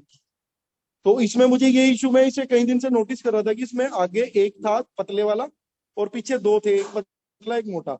तो मैं आगे का पतले वाला रिप्लेस करके, मतलब बराबर किया तो नहीं हुआ, तो फिर आगे वाला पतला रिप्लेस करके मोटे वाला लगा दिया कि वो थोड़ा सा एडजस्ट हो जाए। तो रूल के हिसाब से कोई प्रॉब्लम नहीं है। आप जो आपकी टनल की हाइट है, सेंटर ऑफ योर टनल और सेंटर ऑफ योर बैरल, वो 60 मिलीमीटर होना चाहिए, उससे ज्यादा नहीं होना चाहिए। ठीक है, थैंक यू सर। जी सर मैं सुनील बोल रहा हूँ। हेलो। Yes please. जैसे सर अपने आज जो मॉर्निंग में जो पीपीटी थी ना उसके अंदर 7.4 7 नंबर का 4.2 पॉइंट है, the pistol grip must not extend literally more than 60 mm। इसके बारे में थोड़ा बताइए सर। भैया जैसे ये हमारी राइफल का स्टॉक है, ये हमारा पिस्टल है, तो हम इसको बहुत ज्यादा इधर नहीं कर सकते, बहुत ज्यादा इधर नहीं कर सकते। बैरल की सेंटर लाइन से अगर सपोज मैं इसको बैरल की सेंटर लाइन मानूं, जी सर, लाइन मानूं, तो यहाँ से 60 मिलीमीटर जो इसका आउटर पार्ट है ग्रिप का, या 60 मिलीमीटर जो आउटर पार्ट है नहीं होना चाहिए। Thank you sir. Good evening sir. हाँ प्रदीप बताओ। वन मोर क्वेश्चन सर, अभी आईएसएसपी के मैच हुए ना सर, दिल्ली थे कृष्णा पब्लिक स्कूल में, अपने विक्रम भाई थे, विक्रम भाई स्केट करते हैं जो, उन लास्ट टाइम पे जैसे कि स्टॉप बोला, स्टॉप बोलने के बाद एक शॉट लेफ्ट ले गया था, वो चलाया तो उसमें -2 डिडक्ट किया। मैंने ये ऐसे अपने रूल बुक में भी नहीं पढ़ा भाई कहीं सर कहीं पे नहीं। अगर स्टॉप होने के बाद शॉट रिलीज होता है तो काउंट नहीं होगा, लेकिन -2 नहीं होते वहां पे। वो उन्होंने क्या है स्टॉप बोला, स्टॉप बोलने के बाद ही शॉट हिट हुआ आगे टारगेट पे, तो वो वहाँ पे सर थे, काफी एज थे, सीनियर, मैंने फर्स्ट टाइम ही देखा था उनको वहाँ पे, तो उन्होंने बोला कि -2 डिटेक्ट होगा क्योंकि स्टॉप बोलने के बाद ही आपका फायर हुआ है। मैं यही कहा मैं स्टॉप काउंट नहीं, शॉट काउंट नहीं होना चाहिए, बट उन्होंने बोला कि -2 भी होएगा, और वो -2 किया, तो फिर -2 होने के बाद सीओसी से बाहर हुआ मेरा बच्चा। नहीं, आप चीफ उस पे जा सकते हैं, जूरी ऑफ अपील में जा सकते हैं अगर आप श्योर हैं उनके बारे में। मैंने प्रोटेस्ट किया हुआ है उनका, बट अभी आया नहीं है रिप्लाई कुछ भी। तो उसी टाइम पे होना चाहिए था रिप्लाई, तो उसी टाइम किया था सर, उसी टाइम किया था मैंने, एप्लीकेशन लिख के दिया था जूरी को, जूरी सर थे वहाँ पे, उनको दिया था, उन्होंने बोला कि हम आपको बताएंगे, बट बताया नहीं, बट फिर सीओसी से बाहर हो गया था। निकला था वो नहीं काउंट होता, लेकिन 2 पॉइंट पेनल्टी होती है बस। हाँ, -2 पॉइंट पेनल्टी लगाई था मैं वहाँ पे, अगर आपने स्टॉप के बाद शॉट चलाया है। स्टॉप क्या हुआ था सर, स्टॉप बोल कमांड आई, स्टॉप बोलने के बाद निकला था शॉट। हाँ समझ गया, तो शॉट काउंट नहीं होगा वहाँ पे। ओके, शॉट काउंट -2 लगाई थी, शॉट काउंट तो नहीं होना चाहिए, इससे तो मैं एग्री हूँ। शॉट काउंट नहीं होता, सिर्फ 2 पॉइंट पेनल्टी। 2 पॉइंट पेनल्टी भी लगेगा ना मैडम, वो लग गया था। 2 पॉइंट पेनल्टी नहीं है, ये कौन से शॉट की बात कर रहा है? जैसे हमारा मैच का एंड हो, लास्ट शॉट, वन शॉट हो गया इनका, एक शॉट लास्ट शॉट के बाद चला है, तो जो शॉट स्टॉप कमांड के बाद चला है वो शॉट काउंट नहीं होगा। वो 61 था, वो 60 था मैडम, 59 हो गया था, 59 स्टॉप बोला था, 59 स्टॉप बोलते ही 60 शॉट निकला था मीन्स। हाँ, फिर पेनल्टी नहीं होनी, फिर वो आफ्टर द कमांड अगर कोई भी फायर होता है तो 2 पॉइंट पेनल्टी होती है। हाँ, उसमें -2 होता है मैडम। हाँ, तो उसको प्रोटेस्ट किया हुआ है, क्या वो सही है सर? क्या प्रोटेस्ट तो सही है, लेकिन अब तो होगा तो उसी टाइम पे डिसीजन होता है। Okay sir, good evening sir. Thank you sir एक क्वेश्चन और था। यस प्लीज सर, जो साइटिंग टाइम मिलता है फाइनल के अंदर 6 मिनट्स का, आपने बताया था आज, उसमें अगर 30 सेकेंड्स के होने के बाद अगर शूटर को लोड कर देता है शॉट, और अगर 30 सेकेंड्स हो गए, टाइम ओवर हो चुका है, उस फायर नहीं कर पाता, फिर वो क्या करे उसके बाद? आप वेट कर लो, वहां पे अनलोड की कमांड नहीं है। आप अगर शूटर चाहे तो अनलोड भी, ऑफिशियल चाहे तो अनलोड भी करा सकता है, लेकिन नॉर्मली रिकमेंडेबल है कि जब आपको 30 सेकंड अनाउंस किया जाए तो आप शॉट लोड ना करें। अगर बाय द वे कर दिया हो सर, फिर क्या करें? अगर कर दिया तो रेज योर हैंड, ऐसे रखें, फायर मत करो स्टॉप के बाद। Raise your hand, call the range officer, tell him it's loaded. वो चाहे तो रिलीज करा सकता, नहीं तो बोल्ट ओपन करके रखो, व्हेन मैच की कमांड मिले उसमें उसे यूटिलाइज करो, बोल्ट ओपन करके रखो। 5-10 मिनट। Good evening sir. Good evening sir, Yashwant बात कर रहा हूँ सर। इंफॉर्मेशन चाहिए, raise your hand, ask the range officer. हो सकता है रेंज ऑफिसर आके आपको बोले रिलीज कर दो। गुड इवनिंग सर, यशवंत बात कर रहा हूँ सर। यशवंत बोलो सर। अगर मैच ड्यूरिंग द मैच अगर हमारी पिस्टल खराब हो गई है, कुछ प्रॉब्लम आ गई, तो हम उसको चेंज करते हैं, तो दोबारा सेटिंग टाइम मिल सकता है सर? आपको सेटिंग टाइम मिल सकता है, लेकिन एक्स्ट्रा टाइम नहीं मिलेगा। और सर वो भी जो हमने चेंज करी है, वो दोबारा से उसमें भी कोई प्रॉब्लम आ गई तो हम दूसरी चेंज करते, तब सेटिंग टाइम उसमें थोड़ी। बिल्कुल बिल्कुल बिल्कुल मिल सकता है, कोई प्रॉब्लम नहीं है। लेकिन ये टाइम कितना आपका कंपटीशन का टाइम हो वही रहेगा। इसमें सर कोई लिमिट है कि हम कितनी चेंज कर सकते हैं, या 2 वेपन चेंज कर सकते हैं एक? ऐसे ऐसी ऐसी कोई लिमिट रूल में मेंशन नहीं है। ऐसे क्या खराब भी होती रहेगी? हाँ, इसलिए इसलिए उन्होंने मेरे साथ हुआ सर, मेरी 2 पिस्टल थी, दोनों खराब हो गई थी। अरे मेरा एक क्वेश्चन है सर, जो अपना फाइटिंग टाइम होता है ना सर। हेलो। हाँ भैया बोलो। हेलो। हाँ जी सर, मेरा एक क्वेश्चन है, जो अपना साइटिंग टाइम होता है ना, अगर मान लो उसके अंदर कोई प्रॉब्लम आ गई और वो किसी वजह से साइट अपनी जीरो नहीं कर पाया राइफल, तो अपना जो मैच का टाइम होता है सर, तो वो अपना साइटर कर सकता है या मैच अनाउंस ही कर नहीं, देंगे उसी के साथ अगर उस मैच? जूरी को लगता है कुछ रीजन है, वेपन माल फंक्शन का कुछ रीजन है, तो जूरी अलाउ कर सकता है वहां पे। It's depend upon jury decision, situation के accordingly. Thank you sir. Sir good evening sir one question sir. Please बोलो सुशील। सर एक टेबल से दूसरे टेबल के बीच का डिस्टेंस, और सर स्टैंड पे जब राइफल हम रखते हैं तो सर वो मैक्सिमम कितने डिग्री में होना चाहिए? डिस्टेंस एक टेबल से 1 मीटर का डिफरेंस होना चाहिए 10 मीटर में, और 50 मीटर में 1.25। सर आवाज नहीं आई सर, प्लीज एक बार और रिपीट। 10 मीटर के लिए मिनिमम जो स्टैंडर्ड है वो 1 मीटर है, एंड 50 मीटर के लिए जो स्टैंडर्ड है वो 1.2 मीटर है। 1.2। और सर जब 1 मीटर और 1.25 मीटर। सर जब हम ये स्टैंड पे राइफल को रखते हैं तो सर ये राइफल और स्टैंड के बीच शूटर से जो सर डिस्टेंस बनता है वो सर मैक्सिमम कितने डिग्री में होना चाहिए? नहीं, आपकी राइफल सेफ डायरेक्शन में रहे, वहां पे डिग्री नॉर्मली 60 डिग्री तक का अलाउड रहता है। अगर उससे ज्यादा बाहर जा रहा है, जैसे मैं यहाँ पे खड़ा हूँ तो विद इन 60 डिग्री है तो इट्स अलाउड। अगर इसके बाद जाता हो, लगता है कि डेंजरस हो सकता है या दूसरे शूटर को डिस्टर्ब कर रहा है, तो हम शूटर से बोल सकते हैं कि इसको करेक्ट करें। Okay, thank you sir. Sir ये मिक्स इवेंट का फाइनल कैसे होता है सर? मिक्स इवेंट का फाइनल 16 पॉइंट का होता है सिर्फ। सर कैसे, मतलब कैसे जज करते हैं कि 16 पॉइंट्स कैसे काउंट करें? इसमें दोनों शूटर फायर करेंगे तो दोनों का स्कोर, दो शूटरों का स्कोर रहेगा। तो जैसे एक टीम फॉर एग्जांपल इंडिया है, दो यहाँ पे तो दोनों का स्कोर ऐड होगा। सपोज इंडिया का 10.5 to 21, एंड देन जर्मनी की जो दूसरी टीम है उसने मारा 10-0 10-5 to 20.5, तो पॉइंट इंडिया टीम को मिल जाएगा 2 पॉइंट। सेम लाइक जैसे हमारा गोल्ड एंड सिल्वर का होता है, वहां पे सिंगल शॉट काउंट होता है, सिंगल स्कोर काउंट होता है। यहाँ पे 2 का स्कोर एक साथ जोड़ देते हैं मिक्स में। तो सर इसमें वो एक टीम से रहती है सर? हाँ जी सर 8 टीम्स रहती हैं? एक टीम नहीं, 1 2 3 4 5 6 7 8 तक टीम रहती है। नहीं, वहां पे 2 टीम का होता है, 2 टीम एक साथ। पहले ब्रॉन्ज होगा, 2 ब्रॉन्ज होते हैं मिक्स में, 2 ब्रॉन्ज होते हैं मिक्स में, एंड सिल्वर के लिए, गोल्ड एंड सिल्वर के लिए होता है 3 टीमें, 6 टीम जाती है वहां पे फाइनल में।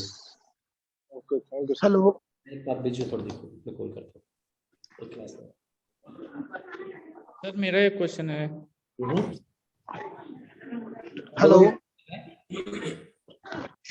हेलो सर, मेरा नाम तिरथपाल सिंह राठौर है। मेरा ये क्वेश्चन है सर कि जब ये मैच ओवर होने के बाद में सर कितने टाइम के बाद में अपन ये प्रोटेस्ट के लिए डाल सकते हैं, अगर अपना स्कोर जो सही से काउंट नहीं किया गया हो? क्योंकि अभी हमारे जो स्टेट टारगेट हुआ था वहां पे 10 मिनट का टाइम मिलता है। 10 मिनट का टाइम सर, वो डिस्प्ले होने के बाद 10 मिनट का टाइम मिलता है। Sir last. Hello sir, Manoj sir please. या प्लीज राजेश जी प्लीज। जी सर, मेरा था कि जो अभी अब आपने बताया कि सर जो रेंज पे लेंस के जो खड़े होने का 1 मीटर हो गया, तो टारगेट भी सेम वही रहेगा, मतलब 1 मीटर वाला ही मतलब डिस्टेंस रहेगा टारगेट का? बिल्कुल वही रहेगा। टारगेट्स जो वॉल पे लगे होते हैं वो भी 1 मीटर है ना सर? सेम जी sir, thank you sir. Sir अब मेरा एक क्वेश्चन है sir. Yes sir please. Sir मेरा एक क्वेश्चन है, ये फोर हैंड गार्ड जो है हमारा राइफल की, तो ये लेफ्ट कितना टर्न हो सकती है, लेफ्ट राइट ये ऐसे टर्न हो सकती है? हाँ बिल्कुल हो सकती है। पर कितना है? बिल्कुल आप कोई रूल है? ये रोटेशन पूछ रहे हैं ना, ये रोटेशन? हाँ ये बिल्कुल हो सकती है, कोई प्रॉब्लम नहीं है। इसका कोई ये नहीं है फिक्स कि इतना ही होगा, ऐसा तो कुछ है नहीं? नहीं, ऐसा कुछ नहीं, ऐसा कुछ नहीं। इसके हाइट का वहां पे दिया हुआ है, आप ऑफसेट नहीं कर सकते, ऑफसेट नहीं कर सकते। 160 जो आपने बताया था यहाँ से बैरल का हाइट जो बताए थे वो तो पता है। 120। अच्छा सॉरी, हाँ 120 ये वाली ना। और हाँ, इसके बारे में बैरल के सेंटर। ठीक है, okay sir, thank you sir. Good evening sir. Yes please. Hello, good evening sir. या प्लीज कंटिन्यू। सर मैंने पूछना था कि जो किट होती है वो मतलब है रूल में कि हमने डाल के ही मैच करना है? नहीं, आप बिना किट के भी खेल सकते हैं। Okay sir. अपना स्कोर डाउन करना है तो बिना किट के करो। नो मैम, वो तो पता है भी स्टेबिलिटी चाहिए, वो तो हर अरे बिना किट के स्कोर करो। हाँ जी, मैंने रूल में पूछा भी रूल में है जा नहीं। रूल तो कहता है आप बिना किट के अगर आप स्पेसिफिक किट यूज नहीं कर रहे हैं तो आप अपने ऑर्डिनरी ट्राउजर या ऑर्डिनरी जैकेट पहन के भी आप मैच कर सकते हैं। Okay sir. और सर मैंने एक और क्वेश्चन पूछना था कि जैसे अलग अलग गेम्स मैं बता दूं आपको, जैसे आप पूछ रहे बिना किट के मैच खेल सकते हैं, कोई रूल नहीं है कि आप किट पहन के खेलें, लेकिन बशर्ते कि मशीनें ना तोड़ें, नहीं तो आपको बाहर कर देंगे। Yes ma'am.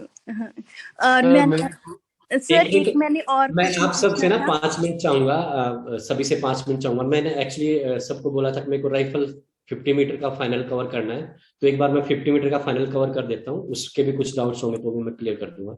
तो प्लीज एक बार सभी ध्यान से सुनेंगे 50 मीटर का फाइनल हम कैसे खेलते हैं। तो सभी अपने माइक प्लीज म्यूट कर लें। जैसे हमने मनोज मैं ही कर देती हूँ, सबको म्यूट कर देती हूँ, आप आराम से इनको 50 मीटर फाइनल का एक्सप्लेन कर दो। हाँ जी, हाँ जी। अब जिन्होंने क्लास छोड़ दी है वो मिस करेंगे। कोई नहीं मैम, फिर भी अगर किसी को डाउट रहेगा तो बात कर सकते हैं मैम, कोई इश्यू नहीं है। जैसे भी अवेलेबल होगा समझाने की कोशिश करेंगे। तो 50 मीटर 3 पोजिशंस में फाइनल होता है हमारा, प्रोन इवेंट्स में फाइनल नहीं होता। तो 3 position man and women finals के रूल सेम है।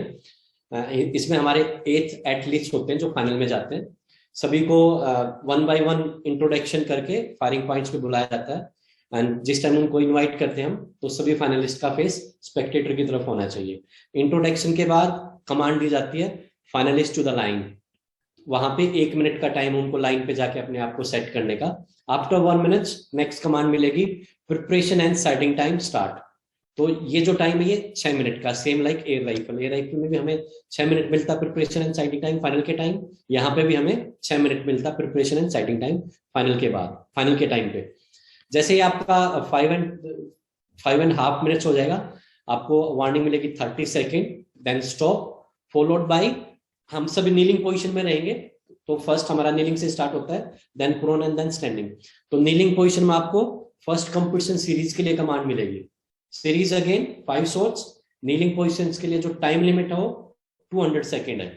तो 200 सेकेंड में शूटर को 5 शॉट चलानी है। यहाँ पे कमांड मिलेगी first competition series load and 5 second का गैप एंड स्टार्ट। तो आफ्टर स्टार्ट आपको 200 सेकेंड मिलते हैं। विद इन 200 सेकेंड शूटर को 5 शॉट चलाने और फिर अपना वेट करना है। जैसे ही सभी एथलीट्स का वहां पे सीरीज कंप्लीट हो जाएगी, अनाउंसर जो है एक ब्रीफ अनाउंसमेंट करेगा भी किसने हाईएस्ट सीरीज चलाई है, कौन फर्स्ट सेकंड थर्ड है। देन नेक्स्ट कमांड के लिए आपको कमांड मिलेगी, नेक्स्ट सीरीज के लिए आपको कमांड मिलेगी। Again next series 5 shots, time limit 200 second. जैसे ही नेक्स्ट सीरीज खत्म हो जाएगी सभी एथलीट्स की, वहां पे कमांड मिलेगी आपको change over and sighting time for prone position. तो वहां पे सबको नीलिंग के बाद प्रोन पोजिशन में आना है। यहाँ पे टाइम लिमिट 6 मिनट है, अगेन 6 मिनट नीलिंग से प्रोन पोजीशन में जाने के लिए। तो विद इन 6 मिनट आपको अपनी राइफल भी चेंज करनी है एंड साइटिंग भी चलाने हैं। वहां पे भी आपको वार्निंग मिलेगी 30 सेकेंड एंड स्टॉप। देन आपको प्रोन पोजीशन में 2 सीरीज चलानी है, again 1 series 5 shots, then second series 5 shots. Time limit 150 second, 150 second prone position के लिए। नीलिंग के लिए 200 सेकेंड, प्रोन के लिए 150 सेकेंड। तो विद इन 150 सेकेंड आपको 5 शॉट चलाने हैं। जैसी सीरीज कंप्लीट हो जाएगी, announcer again brief announcement about position and score. उसके बाद नेक्स्ट सीरीज, जैसे ही प्रोन पोजीशन में 2 सीरीज हो जाएंगी आपकी, फिर अगेन आपको कमांड मिलेगी stop, change over and sighting time for standing position start.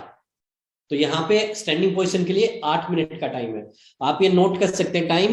मेरे को आइडिया है सगुन मैम यहाँ से बहुत ज्यादा क्वेश्चन करती हैं, तो आप ये सभी टाइमिंग नोट करें।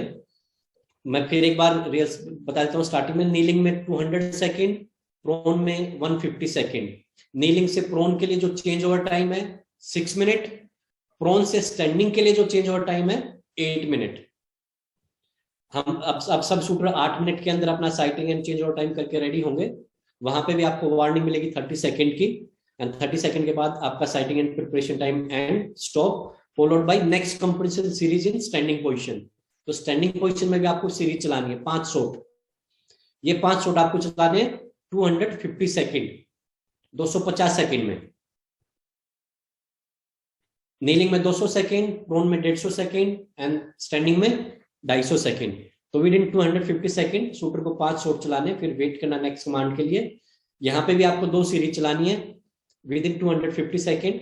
जैसे ही आपकी 6 सीरीज होगी, 2 सीरीज आपने नीलिंग में चलाई, टाइम लिमिट 200 सेकेंड। 2 सीरीज आपने प्रोन में चलाई, टाइम लिमिट 150 सेकेंड। 2 सीरीज आपने स्टैंडिंग पोजीशन में चलाई, टाइम लिमिट 250 सेकेंड।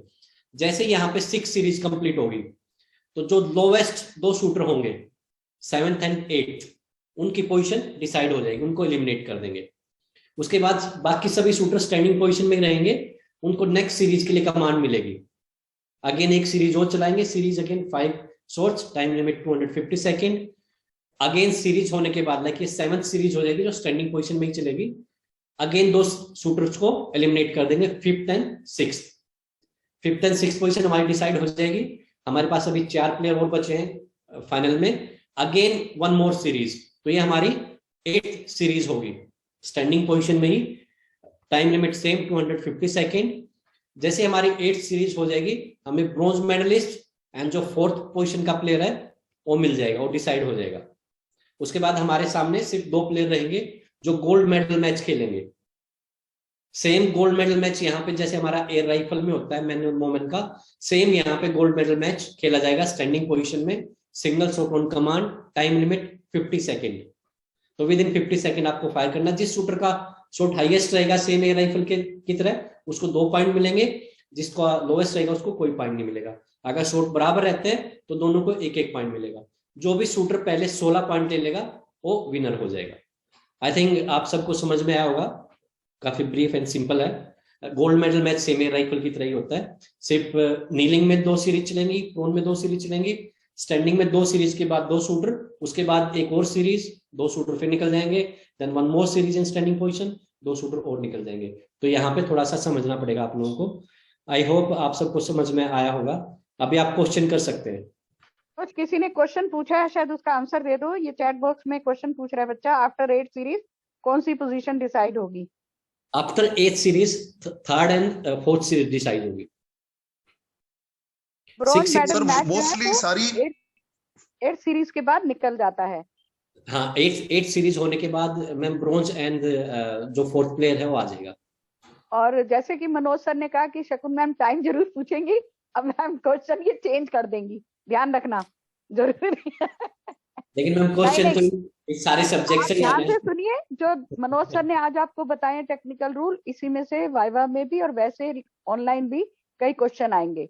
आपको बता दिया, हिंट दे दिया, तो प्रिपेयर रहिए, डोंट मिस द क्लास। और thank you so much Manoj, बहुत सर वन मोर क्वेश्चन तुमने बताया। किसी ने पूछा है 1 सीरीज 5 शॉट। यस, एक सीरीज मींस 5 शॉट चलाने हैं आपको। सर मेरा एक क्वेश्चन है सर, जो नीलिंग से स्टैंडिंग में जो जाएंगे, तो जो आपने साइटिंग प्रिपरेशन टाइम बताया वो कितना का है? 8 मिनट का है, 8 मिनट। 8। और उससे पहले 6 मिनट का किस में है?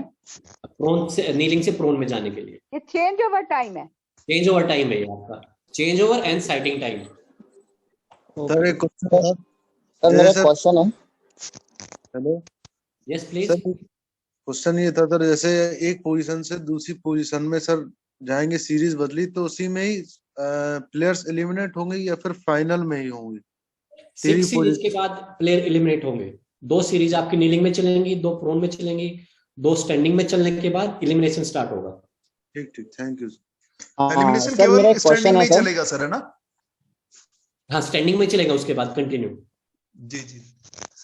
हेलो हेलो सर, मेरा एक क्वेश्चन है। हाँ जी, हाँ जी। हाँ सर, जैसे अपना ये माल फंक्शन होता है सर, माल फंक्शन हमारी कुछ कंडीशंस होती हैं कि कितनी बार हमें मिल सकता है माल फंक्शन, जैसे फायरिंग उसमें आर्म्स में, फायर आर्म्स में के टाइम पे वन माल फंक्शन अलाउड 1 मिनट्स के लिए। ओनली वन माल फंक्शन अलाउड मैच में, राइट सर? एंड सर फिर रैंडम चेकिंग होता है, जैसे मैचेस हो रहे हैं, मैचेस में आफ्टर मैच बहुत से कॉम्पिटिशन में होता है कि वो रैंडम चेकिंग के लिए स्टार्टिंग में नहीं बोलते हैं, but end of the match वो एकदम अचानक से रैंडम चेकिंग बोलता है। क्या ये अलाउड होता है सर रूल्स के अकॉर्डिंग? ये रूल के अकॉर्डिंग बिफोर द मैच वो नहीं बोला तभी रैंडम चेक हो रहा है। जो हमारे रिले होता है उसका मिनिमम 10% जो प्लेयर है उनका रैंडम चेक होना चाहिए। Right sir. बट सर कुछ कुछ कॉम्पिटिशन में लोग क्या करते हैं कि उन्होंने बिफोर द मैच वो अनाउंस नहीं करते हैं कि आपका रैंडम चेक होगा, but end of the match वो अचानक से रैंडम चेकिंग बोल देते हैं। तो वो सर वो ऐसे कर सकते हैं रूल्स के अकॉर्डिंग? नहीं नहीं नहीं, ये तो रूल में है ना, ये तो रूल में है। आपको अनाउंसमेंट नहीं होगी वहां पर रैंडम चेक के लिए, ये तो रूल में है। शूटर को वेट करना चाहिए जब तक आपको स्टॉप कमांड नहीं बोल दी जाती। स्टॉप कमांड से पहले आपको फायरिंग पॉइंट नहीं छोड़ना चाहिए। Right sir, right sir, right pack weapon ना बोला जाए, रेंज से छोड़ना नहीं है। रेंज अगर पैक वेपन जब तक कमांड ना मिले छोड़ दिया तो आप बीएसपी हो सकते हैं। Okay okay, thank you. नहीं मैम, उसको इंस्ट्रक्शन तो नहीं देते पर स्लिप आके हैंड ओवर करते हैं ना कि हाँ यू आर इन में वो कहते हैं ना कि जब स्टॉप कमांड होने से पहले आपको वेपन वेकेंट द लेन बोलते हैं, command pack your weapon vacant the lane command मिलती है। Yes ma'am. देन मनोज एक बार इनको height of the target 50 metre and 25 metre का बता दो, टेबल का भी height of the target demand आई। 25 मीटर का मैं कवर नहीं कर पाऊंगा, मेरे को नहीं आइडिया। 50 मीटर का होता है 75 centimetre plus minus 50 centimetre. 50 metre के लिए जो टारगेट हाइट है दैट इज शूटर का जो ग्राउंड लेवल है वहां से 75 सेंटीमीटर, लेकिन यहाँ पे जो मार्जिन ऑफ एरर है वो बहुत ज्यादा है, जो विंडो है वो बहुत ज्यादा, that is 50 centimetre. Table side ground level से उतना ही होता है। टेबल हाइट से यहाँ पे टेबल होता नहीं ना, सर एक बार दोबारा से, 1 मीटर हाइट से ऊपर आप सर एक बार दोबारा से रिपीट कर कुछ दें। रख नहीं सकते। 50 मीटर के लिए टेबल्स की हाइट नहीं है जो आपको ऑर्गेनाइजर की तरफ से प्रोवाइड की जाती है, विद इन रूल होती है वो सभी, लेकिन जो टारगेट की हाइट है ग्राउंड लेवल से 75 सेंटीमीटर होती है। जो टारगेट का सेंटर है वो 75 सेंटीमीटर होना चाहिए, लेकिन यहाँ पे प्लस माइनस 50 सेंटीमीटर है। लाइक ग्राउंड लेवल से 25 सेंटीमीटर भी हो सकता है और ग्राउंड लेवल से 125 सेंटीमीटर भी हो सकती है।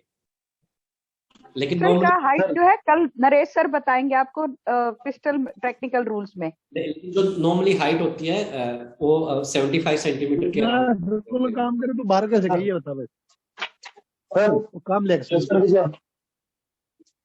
हेलो सर, विजय बात कर रहा हूँ। हाँ भी बोलो सर। 50 मीटर में सर 50 मीटर में फाइनल या मैच के दौरान जो मिस फायर हो जाता है सर फाइनल के दौरान, तो सर उसके बारे में क्या रूल है सर? मिस फायर के लिए क्या रूल है? मिस फायर शूटर को प्रूव करना पड़ेगा, उसको दोबारा कमांड मिलती है। मतलब कितने नंबर ऑफ शॉट्स हो सकते हैं? एक बार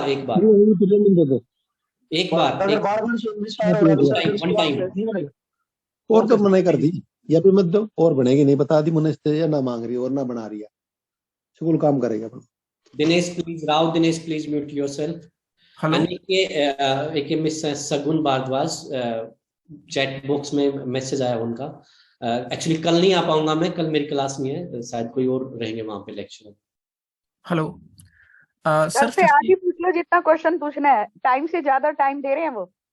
सर 50 मीटर्स में एक बार और बता दीजिए मिस फायर से संबंधित। सर मिस फायर जैसे फाइनल में होता है ना शूटर का मिस फायर प्रूव करना पड़ेगा आपको। अनलोड नहीं करना, शॉट को बाहर नहीं निकालना है, आपको हाथ को रेज करना चाहिए फाइनलिस्ट को। तो जो रेंज ऑफिसर हो जाके चेक करेगा, अगर वो मिस फायर होगा वहां पे तो उसको अलग से कमांड मिल जाएगी उस पर्टिकुलर शॉट के लिए, लेकिन ऐसा सिर्फ एक ही बार कर सकते हैं। Thank you sir. Hello sir, practice के टाइम पर अगर हमारी एम्प्टीज अगर पूरी कलेक्ट नहीं हुई है तो, या मैच के टाइम पर, तो हम क्या कर सकते हैं उसके लिए? भी आप रिक्वेस्ट कर सकते हो, बस और कुछ नहीं कर सकते। अपने दोस्त से ले लो या अपने पास उसी टाइम अलर्ट रहो, वो कोई ऑर्गेनाइजर थोड़ी देगा आपको। That is your duty. इसके बारे में कोई रूल नहीं है। हमारे यहाँ पे एमनेशन या एमटी कलेक्ट की जाती है थोड़ा सा रिस्ट्रिक्शन रखने के लिए, ताकि एमनेशन का मिस यूज ना हो। नॉर्मली जब हम बाहर खेलने जाते हैं तो वहां पे एमटीज वगैरह कलेक्ट नहीं की जाती। Okay sir. Sir one more question. Thank you so much. और क्वेश्चन पूछना है? मैम वन मोर मैम एक क्वेश्चन क्वेश्चन प्लीज। और पूछना है बस, सर बता सकते हैं उसे? Ma'am one more question. Okay, पूछिए लास्ट क्वेश्चन। मैम ये क्वेश्चन है कि कभी कभी ऐसा होता है कि बड़ा अनकंफर्टेबल सा लगता है, देखने में किट बड़ी गंदी सी हो जाती है, पहनते पहनते काफी पुरानी सी हो जाती है, उस टाइम क्या करें कि उसको क्या हो सकता है, उसका कैसे क्लीन हो सकती है वो? आप उसको ड्राई क्लीन भी कर सकते हैं, नॉर्मली भी वॉश कर सकते हैं, लेकिन वो जब स्टैंडर्ड चेक हो तो वहां पे पास होनी चाहिए। वॉश करना कोई बात नहीं कर सकते हम, लेकिन कई बार जो हम कैनवास को वॉश करते हैं तो ज्यादा स्टिप हो जाता है, वो स्टिफनेस उसकी विद इन स्टैंडर्ड रहनी चाहिए। Okay okay, thank you sir. National में एंट्री भरते हैं सिविल और नेशनल की, दो एंट्री का क्या मकसद होता है सर? मैं सुन नहीं पाया दिनेश जी, फिर बताएं। सर नेशनल में जो एंट्री भरते हैं ना, सिविलियन की और नेशनल की, दो एंट्रियां भरते हैं, इनका क्या होता है सर? सिविल का और नेशनल का क्या फर्क है? हमारे यहाँ पे एनआर रूल है। सिविलियन वही प्लेयर खेल सकता है जिसका इंटरनेशनल में कोई मेडल नहीं है, वही सिविलियन में पार्टिसिपेट कर सकता है। जो फोर्सेज में है वो सिविलियन में पार्टिसिपेट नहीं कर सकते। आर्मी, नेवी और एयरफोर्स ये सिविलियन में पार्टिसिपेट नहीं कर सकते। एक्चुअली सिविलियन कैटेगरी इसलिए रखा गया है भी शूटिंग को थोड़ा सा और प्रमोट करे, जो हमारे कमिंग अप बच्चे जिनको बहुत ज्यादा चांस नहीं मिले वो मेडल से और ज्यादा मोटिवेट हो। It's a motivation for the youngsters. Open category वो सभी के लिए होती है, ओपन कैटेगरी में कोई भी खेल सकता है। हाँ, सभी ओपन कैटेगरी से सिविलियन कैटेगरी में नहीं खेल सकते। सिविलियन कैटेगरी में वही खेल सकते हैं जिसके पास इंटरनेशनल मेडल नहीं है और जो फोर्सेज में नहीं है। ठीक है सर, थैंक यू सर। मेरा एक क्वेश्चन था sir, one more question. Yes please. मेरा पूछिए लास्ट क्वेश्चन। सर मैं पूछ रहा था कि अगर कोई शूटर है जो पिस्टल भी खेलना चाहता है, राइफल भी, शॉटगन भी, क्या वो खेल सकता है? वो खेल सकता है, लेकिन जो हमारी सिलेक्शन ट्रायल है वो किसी एक इवेंट में दे सकता है। वो खेल सकता है, पार्टिसिपेट कर सकता है, लेकिन उसके लिए कोई स्पेशल रिले नहीं दी जाएगी। लेकिन अगर उसकी कोई रिले ओवरलैप हो रही है वो रिक्वेस्ट कर सकता है, अगर पॉसिबल होगी तो एडजस्ट करेंगे, अगर एडजस्टमेंट नहीं होती तो वहां पे राइफल पिस्टल दोनों में से एक चूज करना होता है। Either he can play rifle और पिस्टल, और शॉटगन के साथ पिस्टल या राइफल एक और इवेंट ले सकता है। ये आप क्लियर कर सकते हैं। क्वेश्चन आया है, what about ex-serviceman, can he clear ex-serviceman? एक क्वेश्चन है मैम चैट बॉक्स में, एक्स-सर्विसमैन सिविलियन कैटेगरी में खेल सकता है? अगर एक्स-सर्विसमैन अभी सर्विस में नहीं है, किसी पैरा फोर्सेज में नहीं है और उसके पास इंटरनेशनल मेडल नहीं है तो वो सिविलियन कैटेगरी में खेल सकता है।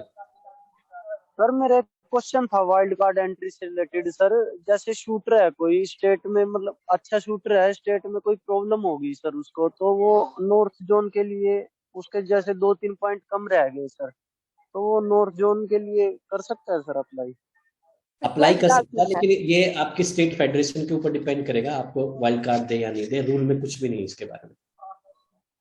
सर एक क्वेश्चन था। Yes Monu please. सर ये पूछना था कि जो बच्चा अभी जैसे प्री स्टेट से नेशनल तक पहुंच गया और वो नेशनल में मान लो क्वालिफाई नहीं हुआ, जो उसका स्कोर था वो क्वालिफाई नहीं हुआ, तो वो एनआर रहेगा या फिर वो आईएसएसएफ हो जाएगा, लेकिन वो क्वालिफाई नहीं है? वो आईएसएसएफ बन जाएगा तो एमक्यूएस करना पड़ेगा दोबारा। नेक्स्ट टाइम जब वो क्वालिफिकेशन जैसे नॉर्थ जोन या प्री नेशनल में जाएगा वहां पे एमक्यूएस कैटेगरी में खेलेगा। चलो ठीक है, थैंक यू सर। एक बार ट्रायल्स के रूल समझा दें, जो नए रूल्स आए हैं सर। ट्रायल्स के? जी सर। ओके भैया मैं बता देता हूँ। आपकी बात नए रूल्स नहीं है, ट्रायल्स के कुछ ज्यादा रूल्स नहीं है। वहां पे 2 कैटेगरी बनाई गई है, ए ग्रुप एंड बी ग्रुप। तो ए ग्रुप के लिए कुछ लिमिट रखी गई है, कितने शूटर पार्टिसिपेट कर सकते हैं। राइफल्स के लिए जैसे 10 मीटर्स के लिए सीनियर्स कैटेगरी में 50 शूटर, जूनियर कैटेगरी में 25 शूटर एंड यूथ कैटेगरी में 15 शूटर तक पार्टिसिपेट कर सकते हैं। लेकिन यहाँ पे एक है लाइक टॉप 50 में अगर बाई चांस 10 जूनियर हैं तो उनकी जूनियर रैंकिंग 11 नंबर से स्टार्ट हो जाएगी। तो 11 से लेके 25 तक फिर जो जूनियर्स फॉल करते हैं वो फिर ट्रायल खेल सकते हैं। 50 मीटर के लिए सीनियर कैटेगरी में 25 एंड जूनियर कैटेगरी में 15 शूटर अलाउड है। कोई शूटर जो लास्ट ईयर अगर उसकी रैंकिंग विद इन 10 थी, नेशनल रैंक 10 थी, लेकिन इस बार वो 25 या 50 के अंदर नहीं आ पाया है, तो वो भी ए ग्रुप में पार्टिसिपेट करेगा। ए ग्रुप की ट्रायल राइफल एंड पिस्टल की अभी एक साथ होंगी दिल्ली में, एंड बी ग्रुप के लिए दिल्ली और भोपाल 2 जगह ट्रायल्स होंगी। मोस्ट प्रोबेबली भोपाल में राइफल होगा एंड दिल्ली में पिस्टल होगा। Thank you sir. सर ये सब है ना, आप वेबसाइट पे देख लीजिए, एनआरए की वेबसाइट पे भी जाके पढ़ सकते हैं। सर से कोई और अच्छा सा क्वेश्चन पूछना पूछिए, नहीं तो हम वाइंड अप कर रहे हैं। मैम एक question thank you so much. Now कल जो भी क्वेश्चन है वो आप नरेश सर से पूछेंगे। बिल्कुल। Thank you sir. Thank you, God bless you all.